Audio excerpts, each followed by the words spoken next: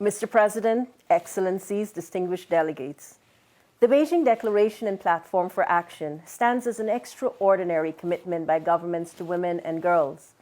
25 years later, it is not that we need a better plan. What we need are answers. Answers as to why not enough was accomplished. Guyana is pleased to participate in this high-level meeting. It is my fervent hope that today's exchanges will provide the impetus for us to accelerate our efforts towards removing persistent barriers of inequality and empowering our women and girls.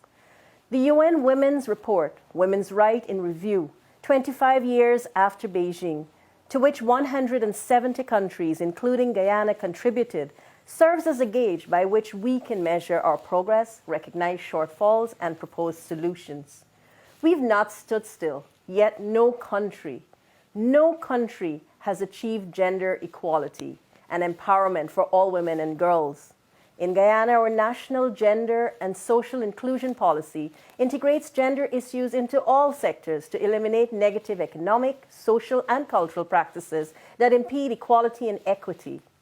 Inequality inhibits development and enables cultures of poverty, discrimination, and violence.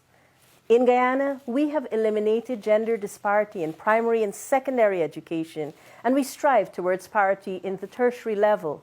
Teenage mothers are integrated into the education system with parallel programs for those pursuing non-formal education. We have intensified our focus on our Indigenous girls and girls living in rural communities to ensure that they have equal opportunities. Guyana is putting economic value to unpaid domestic and care work and encouraging healthier partnerships with men and boys, especially in terms of shared household work. Child care assistance is offered to essential workers to help women participate equally and competitively in the workforce.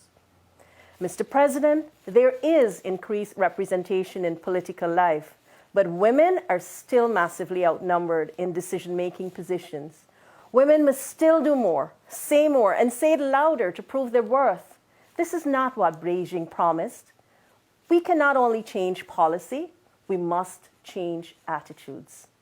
Gender-based violence continues to darken our development. The world is still a dangerous place for women and girls. In Guyana, we are strengthening our prevention strategies, multi-sectoral responses, and advocacy to combat this. No one has fully calculated the damage of COVID-19, but we already know that the effects on women and girls are disproportionate.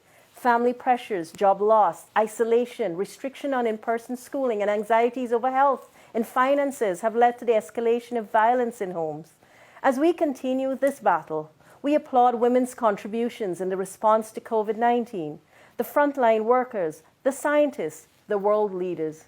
Mr. President, even the best plans and policies cannot create change unless they are implemented.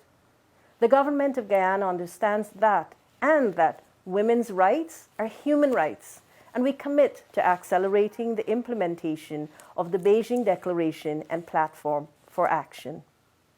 I thank you.